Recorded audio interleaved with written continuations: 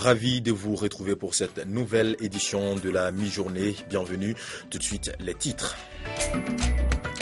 À la une, la 46e session ordinaire de la conférence des chefs d'État et de gouvernement de la CEDEAO s'est ouverte ce matin à Abuja au Nigeria.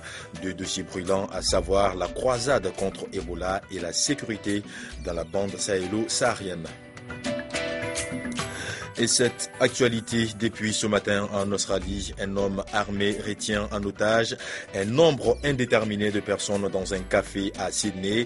Pour l'heure, l'on ignore les motivations et l'identité du ravisseur. Ouverture à Abuja, au Nigeria, ce matin de la 46e session ordinaire de la conférence des chefs d'État et de gouvernement de la CEDEAO, consacrée à l'examen des sujets de préoccupation en Afrique de l'Ouest, notamment au Burkina Faso, et également la situation de l'épidémie Ebola. Le président ivoirien qui prend part à la rencontre est arrivé à Abuja hier après-midi. Accueilli à sa descente d'avion par le ministre nigérian de l'aviation, le président de la République, Alassane Ouattara, a eu droit aux honneurs militaires à son arrivée ce dimanche à Abuja, la capitale nigériane, dans le cadre d'un sommet ordinaire de la CEDEAO. Marquant une halte au salon d'honneur de l'aéroport international d'Abuja, le président de la République a saisi l'occasion pour situer sur l'enjeu de cette rencontre, non sans exprimer sa joie de se retrouver au Nigeria. Nous aurons à parler du tarif extérieur commun, qui est donc une évolution importante au niveau de la CEDEAO, puisque nous qui sommes membres de l'Union économique et monétaire ouest-africaine, nous avons déjà un tarif extérieur commun. Donc il faudra harmoniser tout cela avec les autres États membres de la CEDEAO. Bien évidemment, nous aurons à évoquer la situation politique dans les États membres. Vous savez que l'année prochaine, il y a quasiment 5 pays de la CEDEAO qui auront des élections, à commencer par nous-mêmes, la Côte d'Ivoire, le Burkina qui a une transition qui prend fin en novembre l'année prochaine, donc des élections l'année prochaine. Je crois que nous avons également la Guinée, le Togo et bien évidemment le Nigeria. Alors, donc c'est un sommet qui sera également politique. En tout cas, je voudrais d'ores et déjà saluer mon frère et ami, le président Goodluck Jonathan, pour l'accueil et l'hospitalité qui nous sont réservés chaque fois que nous sommes ici à Abuja. Le chef de l'État, en quittant l'aéroport pour se rendre à son hôtel, ne s'est pas empêché de prendre un bain de foule. Des membres de la communauté ivoirienne au Nigeria ayant tenu à être présents à l'accueil pour lui rendre un vibrant hommage. La zone CEMAC affiche des indicateurs macroéconomiques rassurants. C'est la principale conclusion à tirer de la rencontre annuelle de présentation de bilan des activités et perspectives de la BDEAC à Brazzaville, au Congo. La cérémonie bilan 2014 et perspectives 2015 de la BDEAC, à laquelle prenaient part les représentants du gouvernement congolais, les ambassadeurs et chefs de mission diplomatiques, ceux de la CEMAC, BAC, les représentants des institutions financières, les administrateurs de la BDAC. Cet exercice annuel est un instrument de mesure de la situation et de l'évolution de la banque. La BDAC s'organise pour être l'institution de référence de la sous-région pour le financement du développement et se positionne également et surtout comme une banque de développement fonctionnant aux normes internationales et qui, à l'instar d'autres institutions de financement du développement, dispose d'une plateforme d'échange pour ces rencontres annuelles. La zone CEMAC affiche aujourd'hui des indicateurs macroéconomiques rassurants. Pour mieux jouer son rôle, le président de la BDAC, le Gabonais Michael Adandé et son staff ont pris des mesures d'ajustement pour assurer la continuité des opérations avant de définir une vision et de se doter d'un plan stratégique 2013-2017 articulé autour des principaux axes dont la mise aux normes internationales par la poursuite du programme des réformes et le renforcement financier de la banque. Le port de Conakry en Guinée vient d'établir une connexion avec le port de Wilmington aux États-Unis, une ligne directe pour fructifier le trafic entre la Guinée et les États-Unis d'Amérique. Désormais, les marchandises pourront quitter Wilmington pour arriver à Conakry en 2 semaines. En effet, comme produit à la carte de l'Afrique, la Guinée est en train de nous avancer vers l'Amérique latine. L'océan Atlantique a directement relié la Guinée et les États-Unis. Depuis des décennies, Conakry n'a jamais pu profiter de cette opportunité. Avant, les marchandises venant du pays de l'oncle Sam transitaient par l'Europe, le Sénégal avant d'accoster au port de Conakry. Ceci après 2 à 3 mois de périple. Au lendemain d'impact scellé en 2012, une ligne directe relie le port de Wilmington en Caroline du Nord au port de Conakry. Nous avons signé le jumelage avec le port de Wilmington au mois de mars 2012. Depuis cette date, il y a un navire appelé Saloum Line qui escale le port de Conakry en provenance du port de Wilmington. Dans les temps, quand vous achetez un véhicule aux États-Unis, ça pouvait faire 3 mois, 2 mois avant que ça n'arrive dans notre port. Aujourd'hui, c'est 11 jours. Et pour preuve, les bus jaunes que vous voyez là, les school bus, c'est des bus qui sont embarqués à partir du port de Wilmington. Le trajet Wilmington-Conakry atteint sa vitesse de croisière à un moment où la manutention des navires Ro-Ro est transférée au compte du parc de Conakry Terminal. Un parc visiblement plus sécurisé et les acteurs portuaires poussent un soupir de soulagement. Dans le milieu de l'éducation non formelle au Burkina Faso, on repasse le film des actions marquantes de 2014, des actions qui visaient entre autres la mise en place d'un réseau de développement des jeunes dits vulnérables. Autour du sujet s'est réunie l'Association pour le développement de l'éducation en Afrique. Le groupe de travail sur l'éducation non formelle a réuni à Ouagadougou une quarantaine de professionnels de l'éducation de base non formelle et des experts du domaine venus du Sénégal, du Niger, du Bénin, du Mali et du Burkina Faso.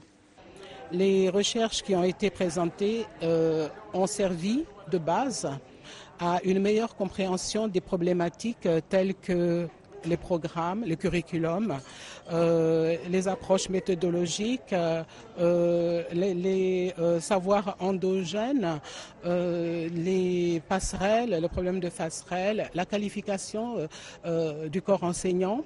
Les acteurs se sont accordés sur le fait que l'éducation doit se mener dans un environnement où les enfants et les adultes analphabètes doivent trouver leur compte. Le groupe de travail soumettra les résultats de l'étude qu'ils ont validée au gouvernement burkinabé. Les forces pro-gouvernementales et des combattants islamistes se disputent le contrôle du principal terminal pétrolier libyen à Al-Sedra. Les combats y ont lieu depuis plusieurs jours. Il y a eu aussi des affrontements à la frontière tunisienne entre forces régulières et des islamistes. Je vous l'annonçais en titre, dans un café en plein cœur de Sydney, en Australie, un homme a pris en otage ce matin plusieurs personnes. Il réclame un drapeau de l'organisation État islamique et déclare avoir posé 4 bombes dans la ville. Les forces de l'ordre dites ignorer pour l'heure les motivations du ravisseur et également son identité. Des heures d'angoisse avant de retrouver enfin la liberté. Cette serveuse fait partie des premiers otages à avoir quitté le bâtiment. Comme elle, plusieurs autres clients et employés du café ont été pris en charge par la police. Tous devront raconter avec précision ce qu'ils ont vécu. Chaque détail compte. Les négociateurs cherchent à dresser le profil du preneur d'otages. Le système de négociation que nous utilisons est extrêmement bien rodé. Il est mondialement reconnu. Ça pourra encore prendre du temps, mais c'est la sécurité des personnes à l'intérieur qui prime. À l'intérieur du café, justement, le calvaire se poursuit. D'après les médias australiens, une trentaine de personnes se trouvent dans l'établissement. Cet employé est arrivé juste après le début de la prise d'otage. Il raconte. Tout le monde était assis par terre et la porte était fermée, ce qui est très bizarre car la porte n'est jamais fermée. Et il y avait un gars qui leur tournait autour, il avait un chapeau et une barbe. Et puis la police est arrivée à boucler toute la zone et à ce moment-là, tous les gens à l'intérieur ont levé leurs mains contre les fenêtres. D'autres témoins ont également dit avoir entendu de fortes détonations qui ressemblaient à des coups de feu. Mais c'est surtout ce drapeau noir qui inquiète. Plusieurs otages ont été obligés de le brandir. Sur ce drapeau, la Shahada, la profession de foi musulmane. Il n'y a de Dieu qu'Allah et Mahomet est son prophète. Les autorités australiennes craignent une attaque djihadiste sans preuve pour le moment. Je peux confirmer qu'on a un auteur armé dans l'établissement qui retient un nombre indéterminé d'otages dans le quartier de Martin Place. Nous allons continuer de sécuriser le périmètre et faire tout notre possible pour que l'issue soit pacifique.